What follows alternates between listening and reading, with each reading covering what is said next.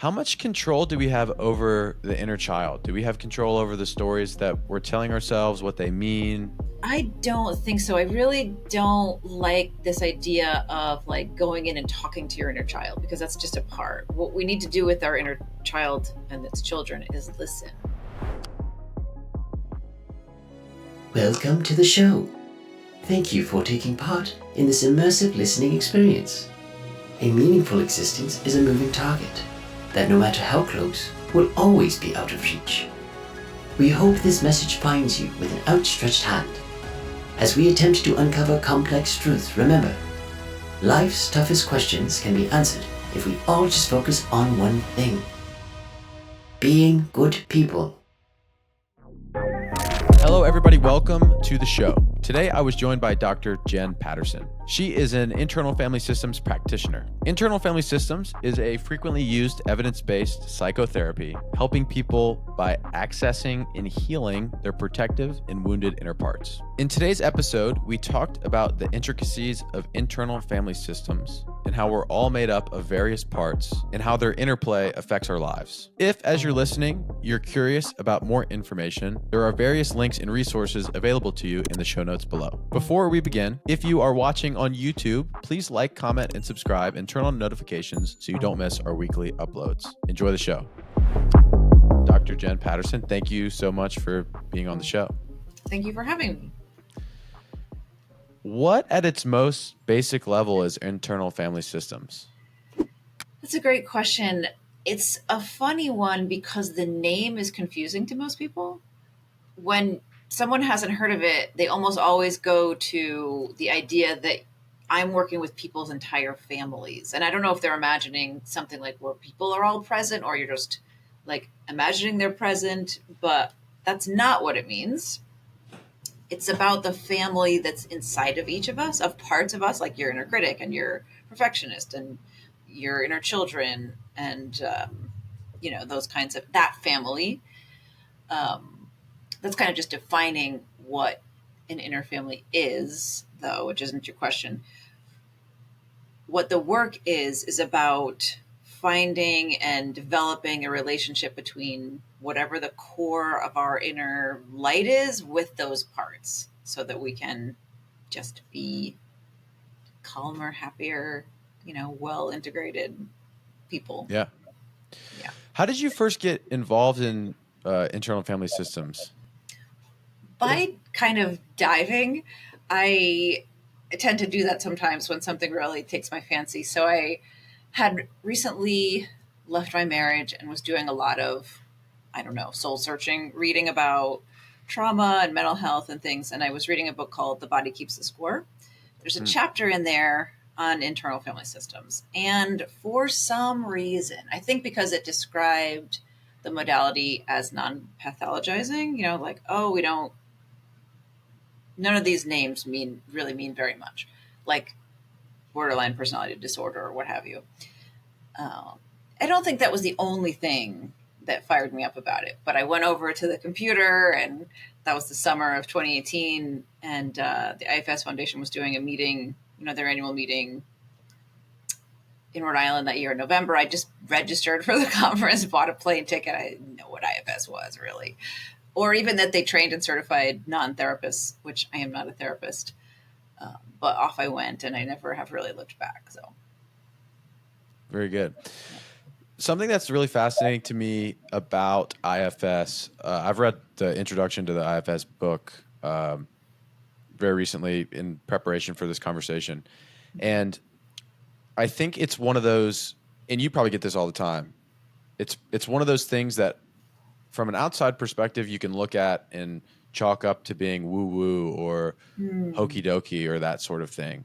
Sure. And whatever level you are looking at it with, whether it's, viewing parts and the self as these very separate real entities that exist within you, or I think for the people who are maybe hesitant, they can at least see some of these things as a framework to base things off of. And that's something that I recognized right away when I started looking into this was it doesn't matter how deep you go in terms of your acceptance of this or how reserved and pulled back you are, you can still look at internal family systems as this framework to view yourself and view your relationship with the things that have happened to you in your life from, which is why I think it's such a cool system to look at. Yeah.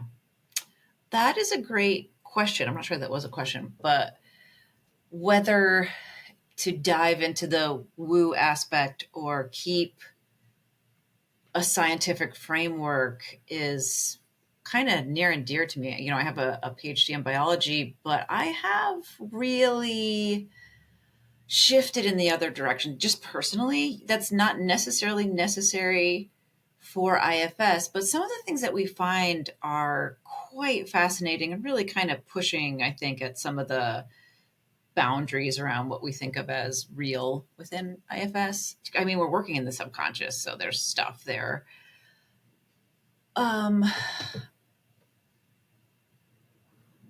When you use your imagination, we still can get somewhere. So you're right that it's not necessary to view parts as real entities that are within you. But when you can kind of relax the need to know one way or the other, the work is more powerful. Because even if we're just talking about memories and access to memories, the way smell will invoke a memory, getting in our bodies can really help us get into memory. What is that?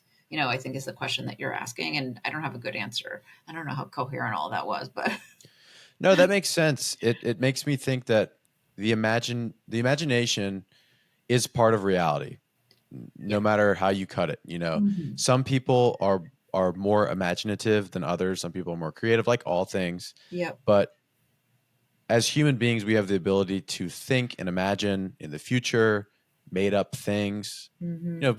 Some of the best pieces of literature that people love and hold dear to their heart their entire life are just like made up things that people dreamt of and thought of and created, right? And so as you go through life, depending on the level of imagination that you hold and you sort of deploy on the world, I think that it's fair to say that at some level, the real and the non-real, it's kind of irrelevant because it's all part of your experience. Sure. Yeah. But on the other hand, in my experience, I'm sort of being shown again and again and again the powerfulness of this work. It's kind of beyond imagination. At least I think so. That's how I experience it. In one of my sessions with my own therapist, which is easier to share because I forget, like, who have I asked what I can share? I had a part saying something about water. And I had a skeptical part saying that's a random word that has nothing to do with the discussion that we're having. And I'm not even going to say it, but it's like, okay, I would just say that to my therapist. I have a skeptical part saying, don't say this, but the word water keeps coming up. And ultimately we get to a memory where I was like really small, like diaper small, thrown into the pool, without my thingy, so I kind of sink. And obviously I survived. Somebody was right there. I think I was underwater for a few seconds, but this terrifying thing. So it often works like that. And again, I don't know how much that answers the question of the model of parts and what we can say about what they really are. But certainly the subconscious holds things that it will share with us. Right? What do I mean by that? Well, we don't, I don't know. Yeah. Let's talk about, and maybe you can explain this for the listener who doesn't know what we're talking about. What, at a basic level from internal family systems, is the self and what are parts? I know you just said you can't answer what parts are, but what's the framework that you operate from? Sure. Well, the parts are kind of what we inhabit as we go through the world, right? So there are extreme parts, or parts take on extreme roles rather when there's trauma. So if you have a tendency to get really angry and when someone cuts you off in the road, that's a part with some rage that's reacting to most likely shame, like, oh, that person thinks I'm whatever. And even if we're not, and usually we're not thinking about that little sequence that I just said, right? There's a young part, for example, that was criticized maybe, And when someone cuts you off, that one gets, we'll say, triggered. But the rage stops you from feeling that. So the whole point of that extreme role is to not have us feel those childhood pains. So yeah, we don't notice because that's the whole point. And if I can just take it a step back, because I think I'm jumping ahead, and if you have no exposure to this model, that's not going to make a lot of sense. Let's say you're little and something happens, like I get thrown in the swimming pool and I think I'm going to die. Some other part of me is going to say, oh my God, we can never feel this again. This is too much. It's terrible. So I'm going to do whatever. I don't even remember kind of what that one was about. Actually, I think it was almost a people pleasing thing, like giving my power away. Like I'm going to people please. We'll just go with that. And that way I'll never be hurt, because I'll be appeasing everybody around me. So that's the pattern, right? There's this little one with a wound and a protective one saying, I'm going to do this thing so we never feel that way again.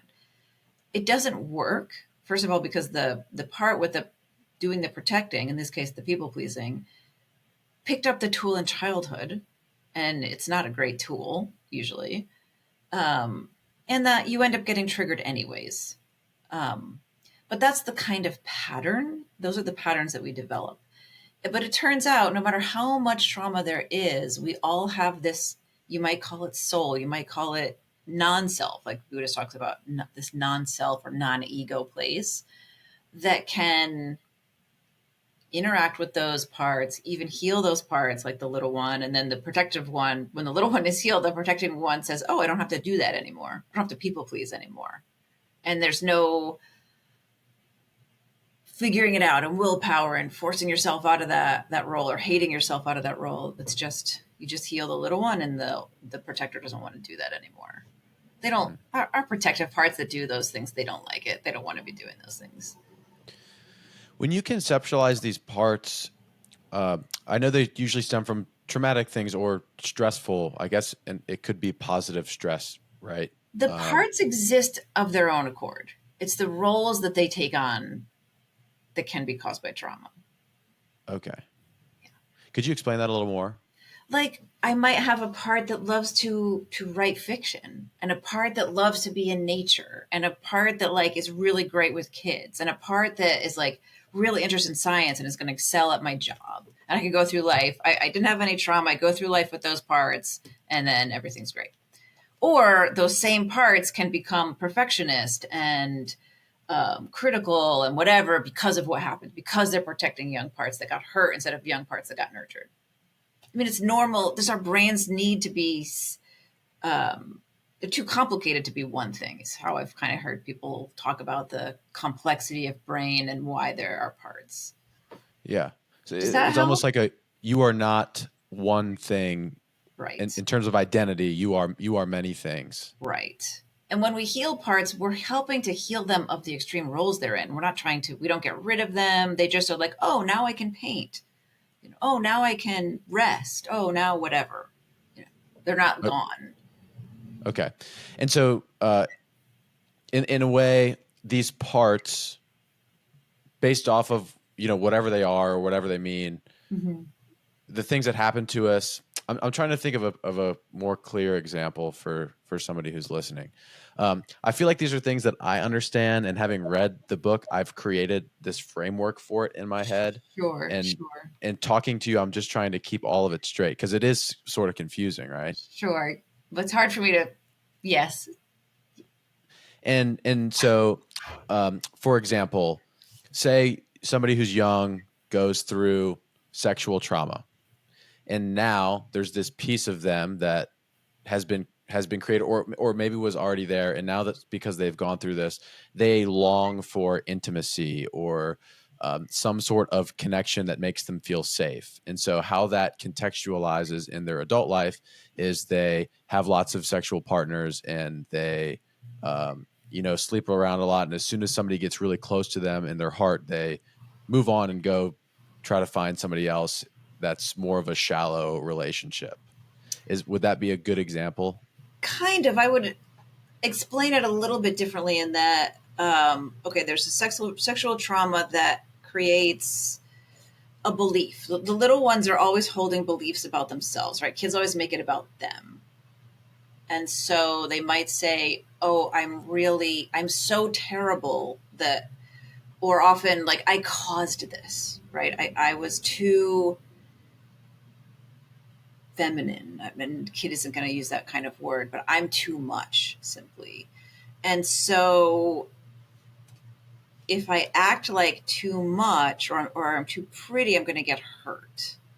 And so this is the example used is great, but as I say that, a different one comes to mind. And like obesity is very highly correlated with sexual trauma. And so, okay, I'm going to hide myself in this way. That's not conscious. No, that's, I don't think. I mean, there's some in some cases, but certainly not all of them. And promiscuity might be something like the little one saying, taking on this belief that they are inherently bad, like around the causing of it. And so if I have lots of partners, it's going to reinforce that belief. I'm having trouble kind of coming up with the actual an actual story there. Let me. I know what we're trying to do here. Let me think of a different one. Let's say instead of sexual abuse, it's just normal physical abuse, and some child is hit a lot. They might end up with a really strong inner critic, rather. Like, oh, I'm such a piece of shit, because the critic wants to beat them up before the dad gets to them. Right? If I punish you, it's going to be not as bad as if dad does. That's the kind of pattern that is really common. Does that make sense? That makes sense. I have gone through this before, and if I'm hard on myself and I just get it right I get it right before it gets to this person that could harm me, then I'll be safe. Yes. That's almost a little bit of a different nuance, but yes. Okay. Some of those critics are like, not just make sure you get it right, make sure you look good, make sure you get a good grade, but like, you're a useless piece of trash. You should throw yourself in traffic. That kind of critic is the one that's saying, I'm doing that because if dad gets to you, it's going to be even worse. And I think you're talking about the one that says, make sure you get that all right so that you don't get in trouble. So that, those are two different tools that critics would use, depending. Okay. Yeah. And even talking to you, and I think this is one of the things that makes this such a unique thing, is everybody's experience is so individual, right? Mm-hmm. And totally. For you to be able to identify a nuanced difference that small with just a change of language is fascinating to me. Yeah. Another really powerful aspect of it is that you start to see other people as a conglomerate of parts, and just compassion kind of goes through the roof, even for people's parts that you don't particularly like, because you understand that they're doing the things they're doing to protect some wound underneath.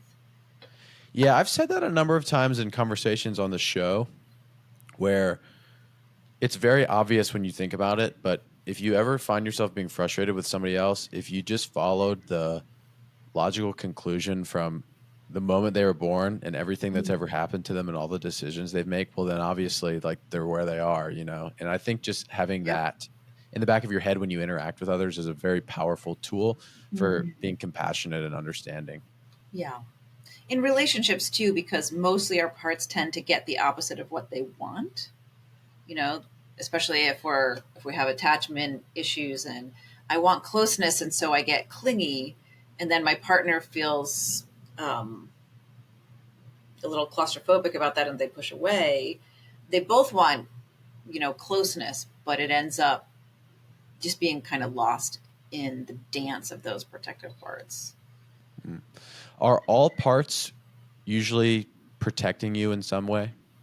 No, but they're the ones we tend to talk about because they're the ones that cause the problems that people focus on, right? But like I said, the one that's like just creative or nurturing or whatever the case may be, all the kind of traits that we think that we want to get to, if we just heal, it'll be like this,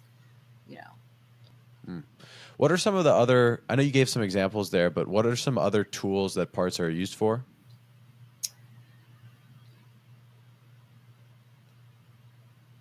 The protective parts. Yeah. What do they do? What are other things they do, you mean? Yes. Well, maybe what we can, another way to break it down, we talk about protective parts, not in a session. You don't need to know this, but if you're curious about the model, we talk about firefighters and managers. You probably read a little bit about that. Yeah. And they're, both of those categories are still protecting you from the pain of some inner child, right? But the managers are trying to be proactive. They want that little one to not get triggered at all. And then firefighters are reactive. They do what they do when the little one's already been triggered. So your perfectionist is like, I'm going to be perfect so that I never feel shame. Right, that never works. You can't be perfect. And so once that shame kind of gets fired up, kind of on fire with some shame, then the firefighter will come in and binge or shop or scroll or drink or rage or whatever it is. And those are more destructive things. That's part of why that analogy is so great. If your house is on fire, the fireman's going to, axe down the front door. It doesn't matter. Mm. Those things can sometimes work inversely of one another. Is that true? What do you mean by inversely? Like they're almost, I believe the term in the book is polarizing, yeah. Right? Where one part of you is doing something and it's setting another part of you off, and they're kind of in this game of tug of war where if anybody stops doing this thing, we're going to set the system off. And so the self-critic doubles down, and then the binging or whatever that firefighting part is also doubles down. Food is a great one for an example of that. You've got this very rigid manager part that says we're going to eat X, Y, and Z, and that's it, and it's going to be perfect. And then the firefighter's like, yeah, we're going to binge, kind of thing. And there'll be a critic in there too, kind of making that system go. What those two parts rarely recognize is they're protecting this from the same wound. They're just going about it in completely different ways. And yeah, they to not like each other until they realize that, and they can turn and see you, and they can see that they actually are afraid of the same things and wanting the same things. And sometimes you can get parts like that to cooperate even without getting to the inner child and making big changes there. Once they see that they're on the same team, you can get a shift. Is that a simple framework? Because let's use the binge eating one. I'm a fitness coach. This is one that I see in real life. I talk to people about this. Yeah. Where, and I've recognized this before. It's the same system. The people who are like, I'm changing my life tomorrow. Mm-hmm. I'm gonna get on this macronutrient cycle. I'm not eating more than 1,200 calories in a day. Mm-hmm. And then the weekend comes around a couple days later, and then they come back in and they're like, hey man, I had 16 pizzas on Saturday night and I drank 12 beers. I don't know what happened. It just kind of, and my whole thing is like, you're literally living on these two extremes. Mm-hmm. And I recognize that that's the same mindset in a way that's plaguing it. Yes. But I think you explaining it in this internal families systems context integrates that in me and my brain even more. And it makes a lot of sense. Mm-hmm. Is pointing that out enough? I know you kind of said that, or what are some other ways that people can come to these realizations and stop these thought cycles? Well, here's part of the problem is that your logical thinking part that's usually in what I would call the driver's seat of your life is not able to communicate with these parts. So you can tell someone until they're blue in the face. This is an extreme way of you're managing something. When they say, I'm going to count all my macros starting tomorrow and it's going to be amazing. I'm going to stay under 1,200 calories and whatever it is you just said. And you recognize like that's extreme. I would call it, okay, there's an extreme manager. So we know there's an extreme firefighter matched to it. But if you just tell them logically, it's not going to, have you tried that? How does it go? What'd you say? I'm sorry, I didn't hear. Have you tried that much? Like explaining this is kind of an extreme thing, it's going to be hard to balance the opposite. Yeah, I usually point out. Well, I never tell people directly. I try to sort of get them to come to their own conclusion on this, but Yeah. Yeah, that would be it's helpful. always usually met with a question of like, why do you feel the need to get on this rigid diet plan? Yep. Yep. That's a And great then way to find it. whatever their answer is usually results in me saying like, do you see any similarities between your desire to be this structured and rigid with your binging episodes, etc.? And generally people start to see that. Yeah.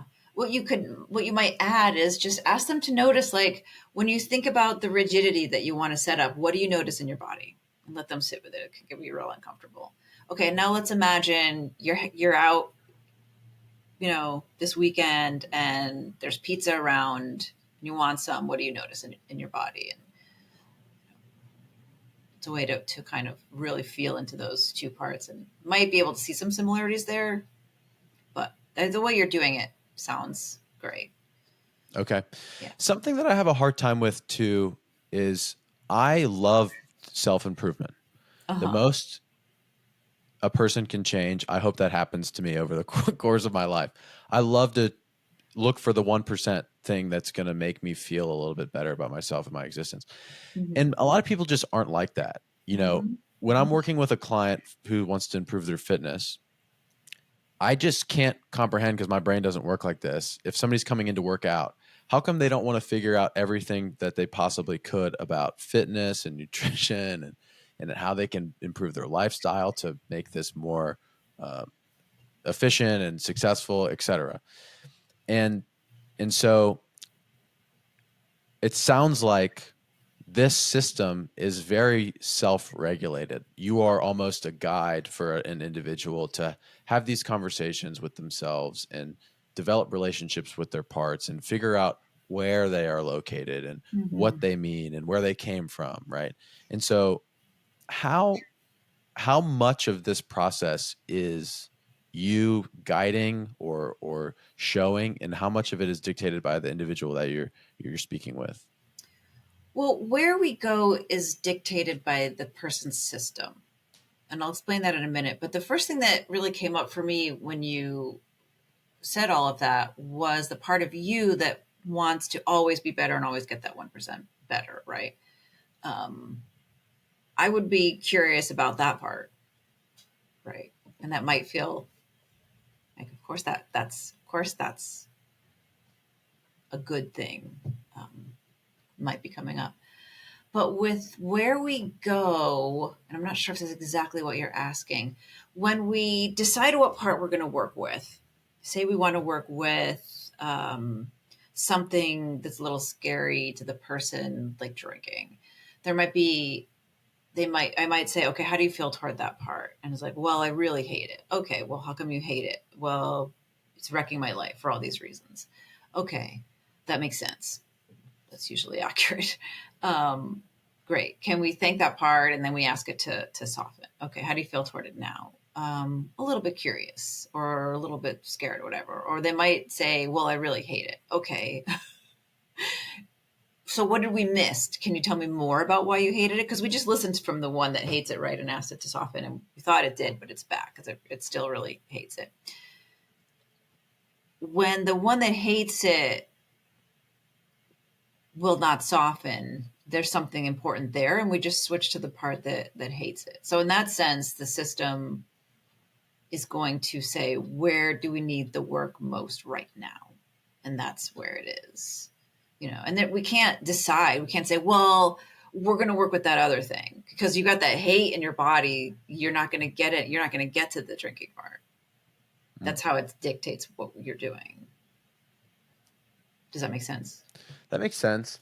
It's one of those things that in talking to you, I'm like, maybe this is just something reserved, that it's like everything. It's a journey that you as an individual need to go on with yourself.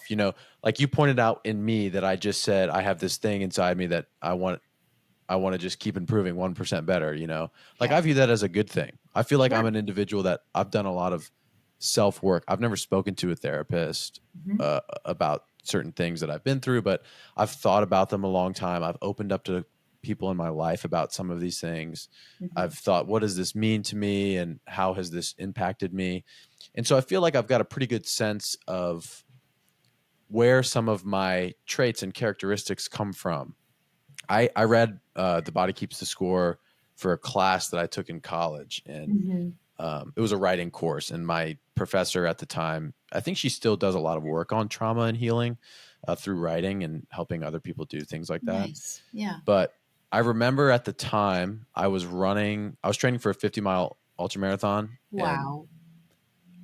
through that whole class, I came to this sort of conclusion that I was doing this because of things that I had been through, and it was there were negative things that I had been through, Sure. and I didn't know that at the time. I did this thing because I thought it was awesome and I wanted to see if I could do it. But Mhm.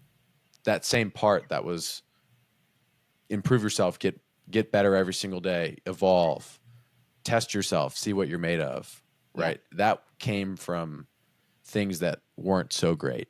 Mhm. This Sure. kind of, I don't want our conversation to get too convoluted in terms of parts and where they come from and how that can sort of be confusing. I would just maybe urge anybody who's listening that's curious about it to read the book, because I feel like that is pretty helpful in explaining it in a concise way that makes sense. Sure. Something that you've brought up a couple times is inner child.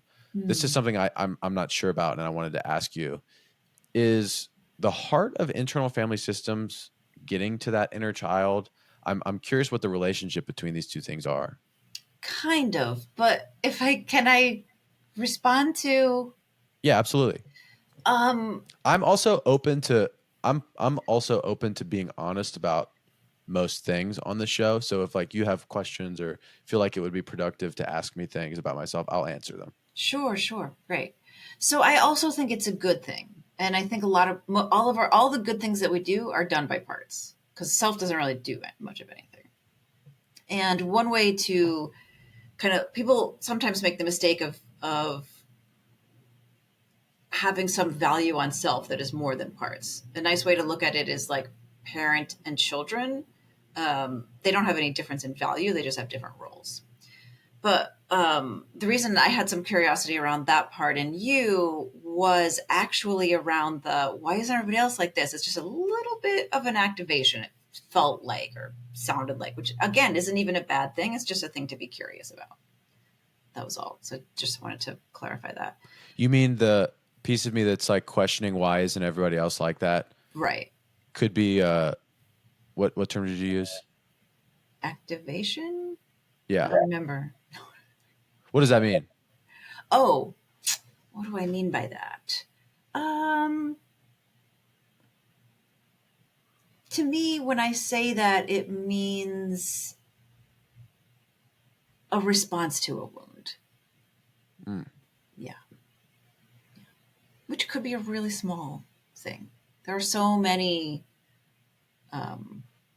things. Every wound isn't something horrible.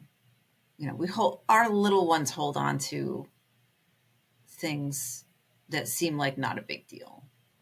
You know, and it isn't even something that has to be looked at either. But that's me saying, what if you don't look at that part? Like, that's okay. That's just my kind of opinion on that. But Yeah, it's you one, saying that made me like initially jump to, I think part of improving myself, I've focused heavily on kindness and like care for others, Mhm. and that is something that I think is important because just negative interactions with kids in high school, like you said, nothing middle school, high school. I was overweight when I was younger. I got teased for it a bit. Um, Sucks. and so, yeah, that's not something that is like horribly traumatic for me. I've talked actually about that on the show before, but I wonder if that has something to do with it. That betterment. I have so much focus on kindness and care and honesty that when I see that other people don't value that as highly, it's like a confusing thing for me. Sure. What I always say is the more healing we do, the more we have choice about what we're doing. So are we, you, whoever, choosing something like kindness because it feels like we have to, or because we just can? Kind of be another way of thinking about it. Maybe kindness isn't a great example. That makes sense. Something that stood out to me a lot from the book was the 8 C's, which are essentially traits that you exhibit when you are self-led, when you are, I guess to relay off of what you just said, the more healing you've done, the more self-led you can be, right? Calmness is something that stood out to me because I feel like, especially in the last couple of years, as I've done more work on myself, that sort of calmness, peace is something that I very much feel Yes. and have benefited the most, I think, from Yeah. is that. And I would say that's the opposite of what I meant by reactive. It sounded like a reaction. It sounded like not calm. Yeah. Can we talk about the 8 C's? Yes, but you asked about inner children. Oh, that's right. Do you Sorry, want let's go. Let's which keep one going do you down want that. to do that? No, let's do inner children. Sorry, I got Okay. off track. Sure. No, that because I took us off track. It's a great question because often the more you know about the model, the more that seems like it is the case. Because we have this pattern of, okay, I'm doing this thing in my life that's wrecking things, like I'm binging or whatever it is, and I want to fix it. And the way that we fix it is to get to the inner child. And so you go in with that agenda that you're going to get to that inner child and heal them, and then the binging will stop. In order to actually have that happen, for one thing, we need the part that's anxious for it to happen and wants it to happen to hang out somewhere else, right? To be unactivated. And so in a sense, yes, it's a big deal getting to that wound because the protective part can then relax. But the real magic of IFS is getting self to part relationships, even if it's just self to protective parts. Like if you have, say, that binging part, if that one can actually turn around and see that there's some light, some love, whatever it is at the core of our being as a resource for it, that changes things a lot. It's a big shift. In other words, what you're saying is a part of you that is being used and is outwardly showing negative traits like binge eating could be turned around, and those same qualities that make you binge eat could be put towards a more positive thing. No, that's not what I'm saying. I'm saying when I say turn around, I literally mean like a person turning around and looking at someone else. Because those parts there, if you think of them as vigilant, you're looking for danger. You're scanning for danger. I'm going to binge because there's danger. If they can literally turn around and see that there's a soul here that is a resource for safety, then it's going to relax a little bit. Okay. Yeah. My framework for how I view this in my head is kind of like Inside Out. There's like a long table and there's a bunch of characters and figures lined up that all serve different purposes. I like to invite people to envision a campfire with you sitting there, and then we can invite all of your parts to come see each other, see you. Okay. I guess I'm still at a bit of a loss for how the inner child affects all this. Is the inner child a part, or does it just play a role in establishing what parts you have? It's definitely a part. And here, let me give you an example. And I like to show a photo when I talk about this because it's so gruesome, but I don't know if I can do that on this. A few months ago, I had poison ivy that was like horrific, and I ended up on my thighs. I couldn't walk properly. I had these enormous blisters, and I was on a bunch of medication, and I would go to sleep at night, lay on my back. I can't even roll over because of these ridiculous blisters. And every night before I got to bed, I would have this little fear bubble up that I was going to die. I was going to go to sleep and not wake up. And I'd say, it's okay. I know that's a young part and we're not going to die. And I would be fine and go to sleep because I can talk to parts that way, even though I don't know a lot about that part. And I could text an IFS friend and say, I have a young part that thinks we're going to die with all this poison ivy thing. And we could chuckle about that. Well, I decided, I'm curious about that. And so I'm going to really sit with it and sit with the physical feelings of it. And because I have practiced it enough, it was really easy for me to do that. And this was recently, this is weeks after the poison ivy's gone and everything. But boom, I get a memory. And I had, when I was, 7 or 8, I jammed my wrist with my thumbnail and I got a cut. And I was picking at it, it got infected. And it ended up with like 3 inches of blisters, just like this bizarre infection. We went to the doctor. My mom brought me to the doctor. My mother was very dramatic. And the doctor says, oh, that's herpes. And my mother went, oh. And then that moment between her gasp and the doctor saying, no, no, no, no, no, no, because of course she thought I'd been molested. I didn't know that. She thought that. I thought I was going to die. I literally remember thinking that, oh, I'm going to die. And so this is not, I guess it's not a great example because I don't know what protector there is here. It just kind of got frozen in my brain and I went on and maybe it didn't activate other parts to protect that. Maybe it did. That's not something I've wondered about, but it was, that inner child was getting activated by those blisters on my legs and coming up and being like, oh my God, we're going to die.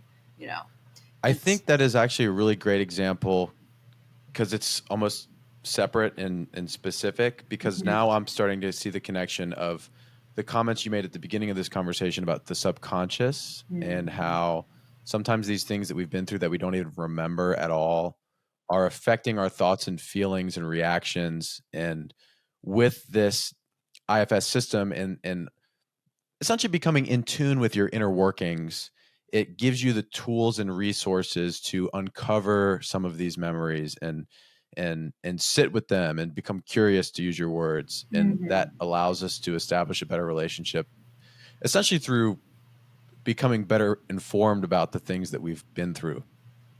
Yeah. Yeah. If you ask me my list of traumas, in no list would I have put that moment at the doctor. Just was, it was a moment. I got scared. I went on, but it was frozen nevertheless. Yeah. Yeah. It's weird that, that brings my mind to like the suppression of memory. I'm sure you deal with that a lot. I don't get memories that people weren't aware of. I get memories a lot that they thought weren't a big deal. And they're like, oh, that can't be that. There's not even anything there. And once the parts relax and we actually go to that little one, it can be, the feelings and the emotions are enormous,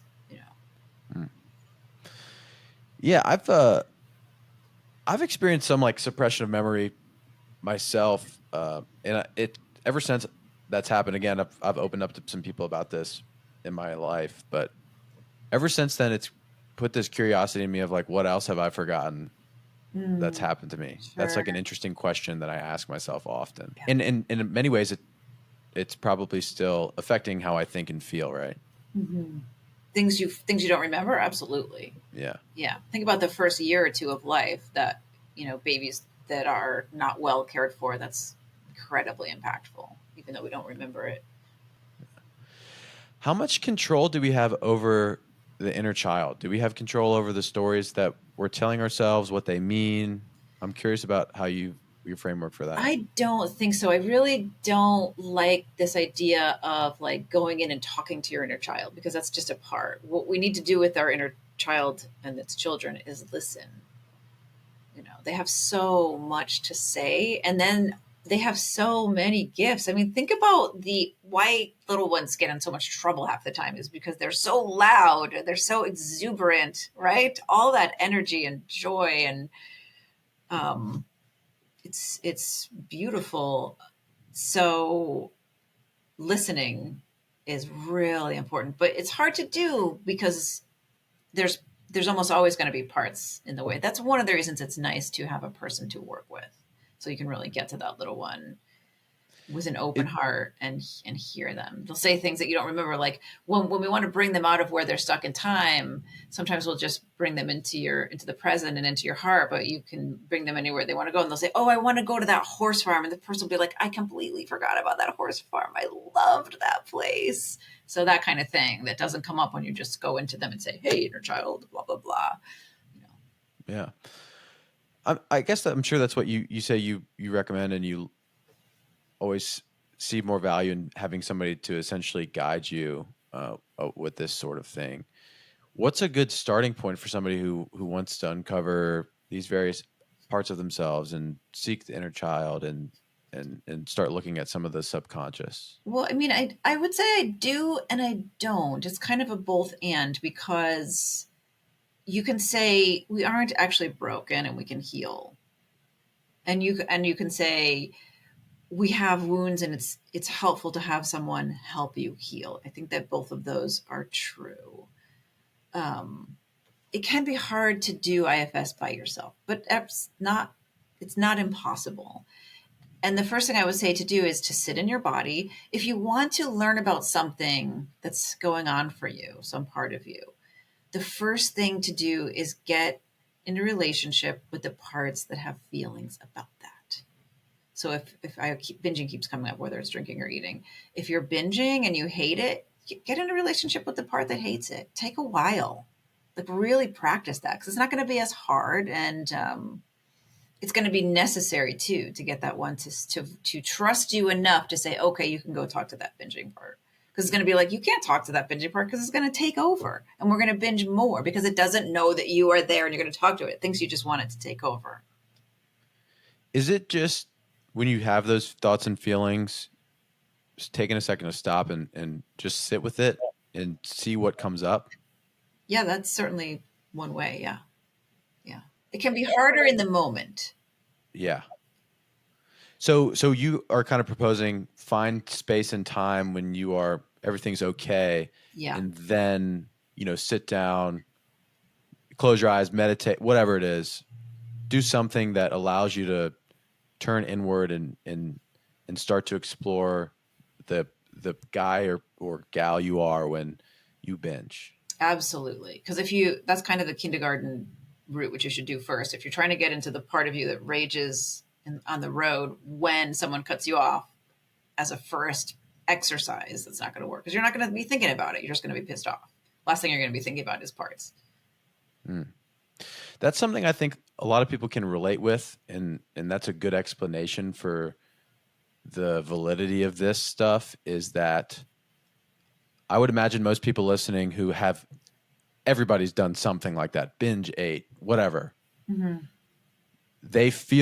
You feel like a different person when you do those things. Yes. I've shared a funny meme on my Instagram story the other day that was like me at 2 a.m. and it's this, do you know what a doge is? No. It's a very common meme. It's just this dog. It's a corgi, I think, but it's this illustrated corgi. And the corgi's got this jacked physique. It's got like a human jacked physique. And it says, I will wake up tomorrow and conquer myself and everybody. I will take over the world and achieve all of my wildest dreams, stuff along that context. Yeah. And then the next image was me at 8 a.m. And it was this like puny version of the corgi. Like, it's cold. I don't want to get out of the blankets. I'm not going to the gym today or whatever. And, like, that's a very simple example of parts at play, I think, where I feel like different people all the time. I said this on a podcast, my jiu-jitsu classes are in the evening, and Joel in the evening is different than Joel in the morning. And after like 10 a.m., I have no desire to exercise anymore. But before 10 a.m., I love to exercise. So knowing that about myself, I always do my workout in the morning. Yeah. For a while, some time ago, I was noticing that in the evening, I'm really pessimistic. Like, oh, everything's terrible. And I realized, like, oh, these are parts trying to get me to go to bed. Like, I'm tired. Because again, your parts aren't like real smart all the time. Like, if I tell you life is terrible, maybe you'll go to bed. You know what I mean? It's like, so now if I do have a pessimistic thought in the evening, it's like, oh yeah, hello, I'm tired. But the other thing I was going to say is sometimes that's easier to see in other people. when someone kind of is losing it and be like, why are they? They're acting like they're 6, but they're probably blended, as we would say, with the part that is 6. It's a little easier sometimes to see that in other people. For folks that can't, I don't have parts. I hear that a lot too, not from clients, but from people that, if we're just talking about the system, can be easier to see in others first. Yeah. When's the last time you snapped at a coworker or your significant other, and then 2 hours later you were like, "Man, I can't believe I reacted like that." That's all Sure. the proof you need. Mm-hmm. Yeah. Snickers actually is on board with IFS. It's like you're not you when you're hungry. All right. Yeah. I kind of lost my train of thought there.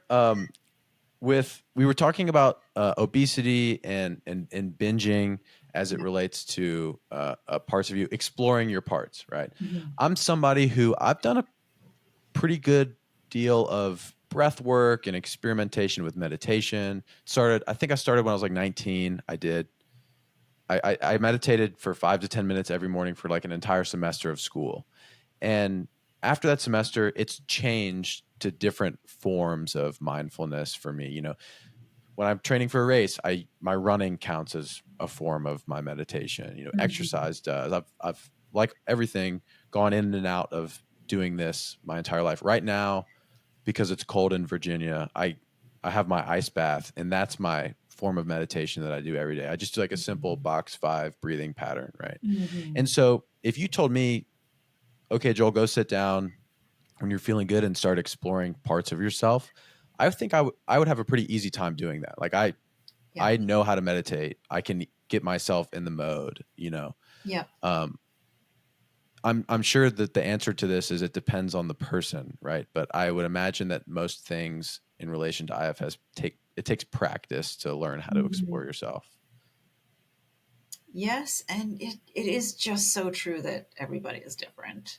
And I always think of it in terms of the person's system of parts, because if there is a lot of extremeness or a lot of trauma, the system is going to not trust that there's a self there and not be open to exploring. And that's where that, like, I don't have parts can sometimes, that kind of thing, or even if that's not the wording or the feeling, it's like, it can be like, well, I can't find anything, and that can be frustrating, but like, you can then just get in touch with that frustrated part that you can't do it. I always say, like, start with the outer layer, whatever that outer layer is.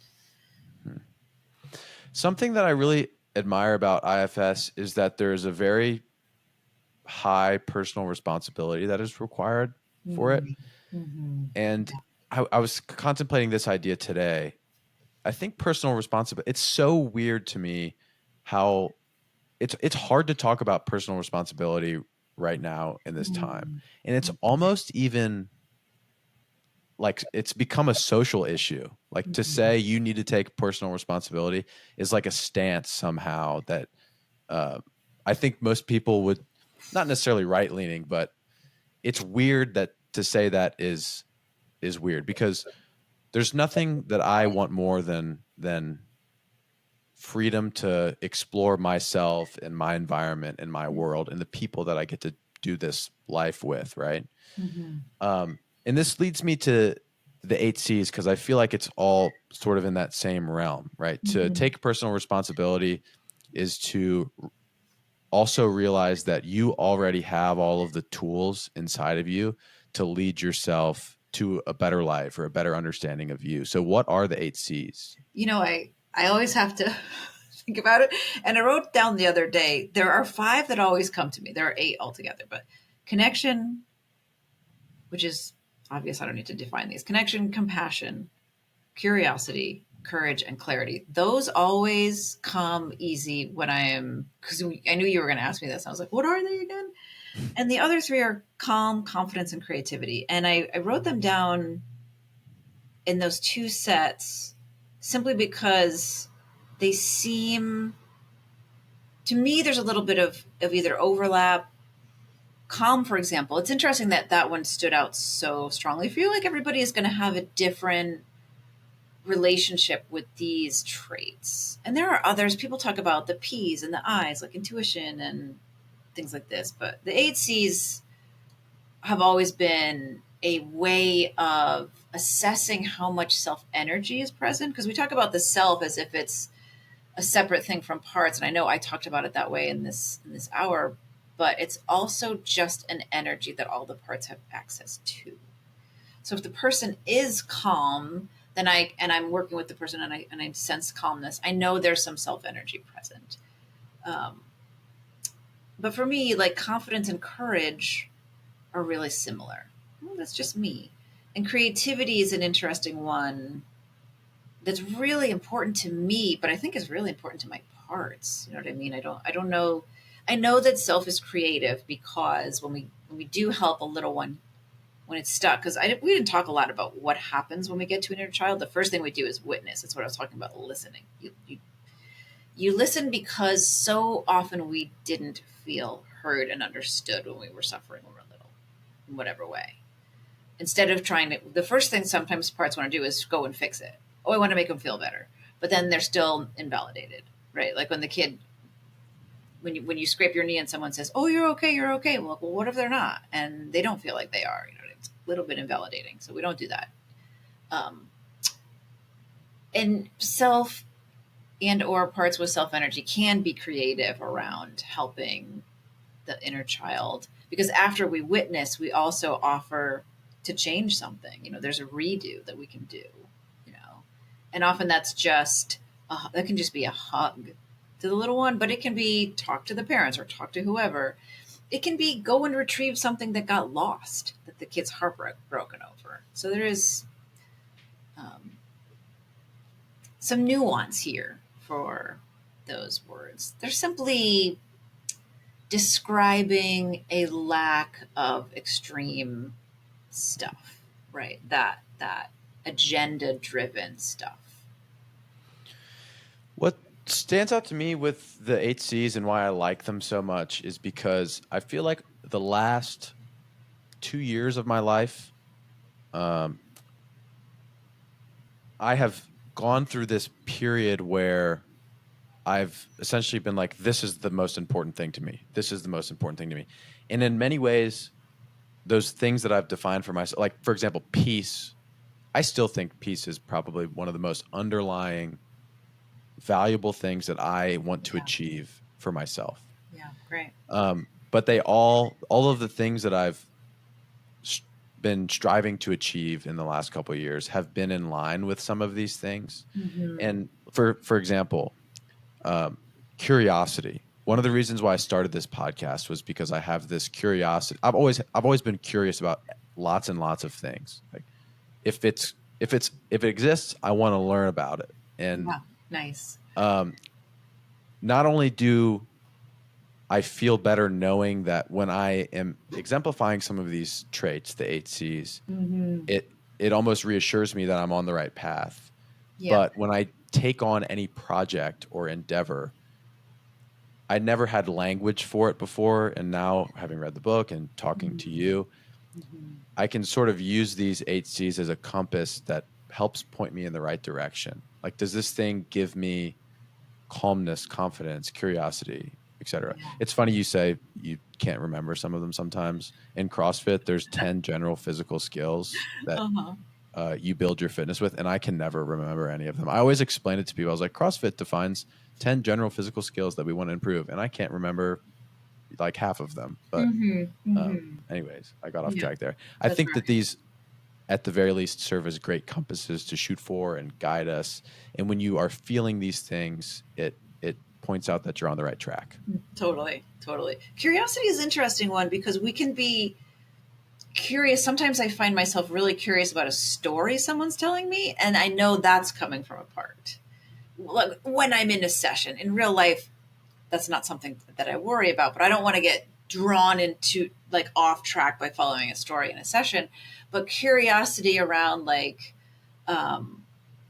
when you said, I know it's a small thing, but they always want to be 1% better. And why isn't everyone else like, I'm curious about if that was reactive. That's the kind of curiosity, this kind of like curious around other people's parts, you know? Mm.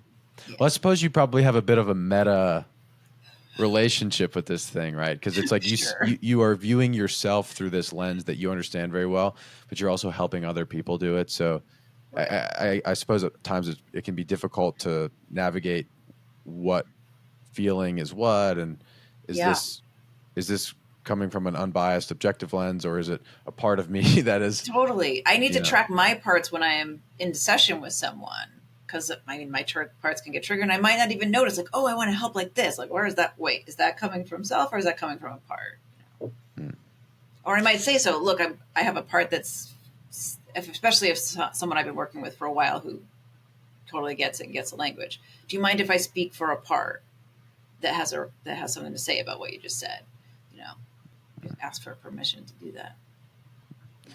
I feel like talking to you, we could ramble on about this stuff, and because it is complex, and I actually think I'm going to probably put it at the beginning of this episode that like the nature of this conversation is always going to be confusing because there's a lot at play. Yeah.